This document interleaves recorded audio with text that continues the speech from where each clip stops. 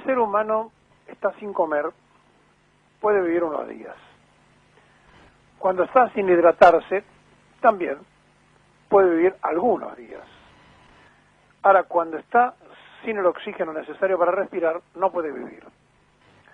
Por lo tanto, hay tres elementos fundamentales para la vida humana en el planeta Tierra, que son el oxígeno no contaminado, el agua potable y, por supuesto, la alimentación.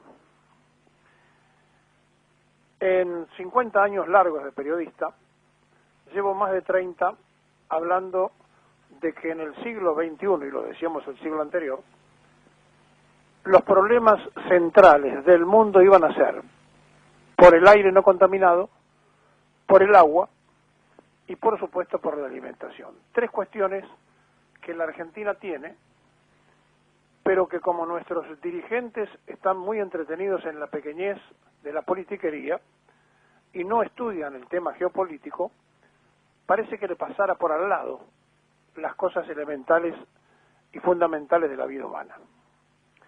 Hoy en todo el mundo hay una marcha por el agua, porque además la minería ha contaminado, no solo la minería, sino las distintas empresas de todo tipo han contaminado los ríos y los mares de manera insólita e increíble. Y sin agua el ser humano vive muy poco, diríamos horas, si ustedes quieren días, pero se muere. Y entonces descubrieron los que inventaron el commodity, es decir, aquellos que después de fracasar en el tema hipotecario dijeron hay que ir sobre bienes reales y tangibles, entonces van sobre el oro, el petróleo, el trigo, y ahora dijeron el agua potable. Y empezaron a cotizar en bolsa a Wall Street, en la bolsa símbolo del capitalismo norteamericano, a cotizar el agua potable. Y entonces cuando uno sabe que la naturaleza nos da, como nos da el sol, nos da el agua, y son cosas inherentes al planeta y nos pertenece a todos, y cuando vemos que ahora va a tener cotización, lo venimos diciendo, va a ser no solamente un tema económico, sino un tema de guerra, porque van a salir a buscar el oxígeno no contaminado, es decir, lugares poco habitados, lugares que puedan alimentar al mundo. El granero del mundo alguna vez volverá a hacerlo, y la FAO está diciendo todos los días que después de la pandemia viene la hambruna, y el agua potable. Miren, antes de seguir esto, vamos a escuchar el video que está circulando en esta convocatoria que hacen hoy a nivel mundial para defender el agua con el fracking, es decir, la perforación de la roca para buscar extracción de minerales, para todo lo que hace a la minería, que es contaminante, y que pertenece, por supuesto, a las grandes potencias. Escuchen esto y después seguimos. A principios de diciembre de 2020, el agua comenzó a cotizar en el mercado de futuros de Wall Street, al igual que cualquier otra mercancía o recurso comercial, como el petróleo o el oro. Esto significa que, a partir de ahora, los mercados, los dueños del mundo, dejan de ocultar sus intenciones y van a ir a las claras a apropiarse de toda el agua que puedan y a especular con ella como lo hacen con todo lo demás. Las grandes corporaciones multinacionales necesitan el agua para seguir haciéndose ricos, para envenenar miles de millones de litros de agua con más de 600 sustancias químicas, como ocurre con el fracking, o envenenarlos con cianuro, como ocurre con la megaminería, y pretenden guardársela en grandes represas para utilizarla a su conveniencia, dejando los cursos de los ríos casi vacíos y obligando a sus poblaciones ribereñas a emigrar a las grandes ciudades. Pero no podemos dejar que esto ocurra. El agua no le pertenece a nadie. No puede pertenecer a nadie, ni siquiera al ser humano frente al resto de especies, porque el agua es un regalo de nuestra madre, la tierra, para todos, absolutamente todos sus hijos e hijas, de cualquier especie. Intentar apropiarse del agua, y sobre todo cuando se hace en aras de un espurio beneficio económico, es antinatura. El sol te dio su luz gratis, y tú no eres quien para negársela a nadie, por ruin o malvado que sea. La tierra te dio su agua gratis. Y los ríos, en su discurrir, te indican que el agua debe seguir corriendo para ir a nutrir otras tierras y a otros seres. Y tú, corporativo superrico del norte global, no eres quien para apropiarte de un bien común de toda la vida en la tierra, que no te pertenece. El agua es un derecho humano, no una mercancía de Wall Street. Y no vamos a consentir que nos conviertan en poblaciones de sacrificio. 22 de marzo. Movilización global en defensa del agua. Pasemos de las palabras a la acción.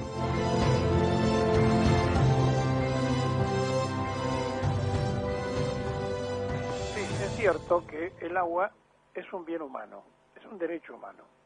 Pero también es cierto que están las fronteras y existen las fronteras, y que además de existir la frontera, existe algo que se llama las represas y los diques, que es la orientación del cauce del agua para que tenga justamente el resultado necesario. Miren, no hace falta ser muy inteligente para darnos cuenta que el único estadista que tuvo la Argentina, que fue Perón, lo primero que estableció cuando se proyectó el primer plan quinquenal fue justamente que no le faltara agua a la Argentina, habida cuenta de que teníamos un montón de ríos interiores, pero que somos un país de aguas abajo, es decir, que la mayoría de nuestras aguas nacen en Brasil. Y entonces Perón, en forma inmediata para el control del agua dulce, estableció embalses y diques, y todos los diques del país se hicieron en aquella época. Todos los embalses se hicieron en aquella época, alguna excepción posterior. Y entonces, eso era el dominio del agua dulce para que no le faltara agua a nadie. Provincias que requieren prácticamente el agua por las acequias, como es la parte central de Cuyo, requieren de las acequias, y durante mucho tiempo eso era elemental y fundamental porque viene el agua de las altas cumbres. El control del agua significa la orientación del agua. Pero resulta que ahora aparece los commodities, es decir, inversión sobre el agua dulce, y eso significa que van a venir a buscar las reservas de agua. Y aquí entonces aparece la Argentina, aparece Brasil, Paraguay y Uruguay, con la reserva más grande del planeta Tierra de agua dulce, el acuífero Guaraní. Y frente a esto que estamos hablando y que estamos diciendo, les quiero dar algunos datos para que nos demos cuenta lo lejos que está nuestra dirigencia de la geopolítica. Miren, en el 46 la Secretaría Técnica ya estaba trabajando para el primer plan quinquenal, y el 19 de octubre del año 47 se sacó el proyecto de ley justamente para el plan quinquenal, es decir, un proyecto de ley que establecía la necesidad de programar, y entre las programaciones, por supuesto, estaban el tema del control del agua. La Argentina tiene con Chile, todavía sin hacer los protocolos, una enorme cantidad de hielos continentales que nos pertenecen a los dos países, agua dulce. Tenemos la Antártida, que detrás, abajo del hielo, contrariamente al otro polo, hay tierra. Van a venir, ya de hecho se llevó una gran porción de agua que se había desplegado de un glaciar, se lo llevaron los japoneses arrastrándolo kilómetros y kilómetros. Se llevaron un glaciar de agua dulce. Y tenemos, escuche bien, 1.190.000 kilómetros cuadrados entre Argentina, Brasil, Paraguay y Uruguay del acuífero Guaraní, con 1.800 metros de profundidad y con un espesor aproximado entre 50 y 800 metros. Argentina tiene de esto, en su propio territorio, 225.424 kilómetros cuadrados. Brasil, 840.245 kilómetros cuadrados. Paraguay, 72.540. Uruguay, 58.545. es la reserva de agua dulce más grande del planeta, porque no es un acuífero, son varios acuíferos. Pero hay otro detalle que ilustra también lo poco que nosotros entendemos de estas cosas y la atención que le prestamos, a excepción, digo, del plan quinquenal, primer plan quinquenal y segundo plan quinquenal de Perón. Después nunca más se habló del tema. Que, por ejemplo, de ese acuífero guaraní, la provincia de Entre Ríos, que tiene 5 pozos, lo usa en la terma de Villaliza, en la de Federación, en la de San José y en la de Colón. Es decir, que tenemos 5 pozos, 1 de agua salada y 4 de agua dulce, porque el agua apenas se perfora, sale entre 33 y 65 grados, es decir, es agua mineral, y sale además con el calor necesario para que sea termal. Por eso aparecieron todas las termas de golpe por Entre Ríos, y enfrente teníamos las termas uruguayas, que por supuesto son del mismo acuífero guaraní. Pero fíjense ustedes que Argentina solo tiene estos 5 pozos, mientras que Uruguay tiene 135 pozos, Paraguay tiene 200 pozos y Brasil abastece de agua del acuífero a 500 ciudades. O sea, nosotros, los entrerrianos, se le ocurrió hacer una perforación, sacaron inmediatamente el agua mineral. Es todo lo que hicimos del acuífero guaraní, que tenemos una pertenencia, como les decía recién, de varios kilómetros. ¿Ustedes qué piensan? ¿Qué va a pasar? ¿Van a venir por favor a pedirnos eso? ¿Ustedes son conscientes que en la Argentina, en el afán de la libre importación del pensamiento liberal, se llegaron a importar botellitas de agua mineral de Francia que estaban en las mesas de los restaurantes? Cuando en realidad nosotros estamos para exportar millones de litros de agua dulce y de agua mineral. ¿Son conscientes los argentinos de que van a venir por el agua? ¿Somos conscientes nosotros que ser un país de aguas abajo, si Brasil nos controla el agua, se secan los ríos, el estuario del Plata y nos quedamos sin agua potable en la ciudad?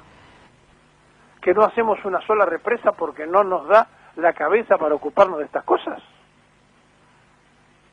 Hoy es el Día Internacional del Agua y hace más de 30 años decíamos que en el siglo próximo, que era este que estamos viviendo ahora, iban a venir por el agua, por el oxígeno, y agregábamos que Naciones Unidas había determinado en aquella época que era territorio de la humanidad todo lugar en la Tierra que tuviera una densidad poblacional inferior a 1 habitante por kilómetro cuadrado.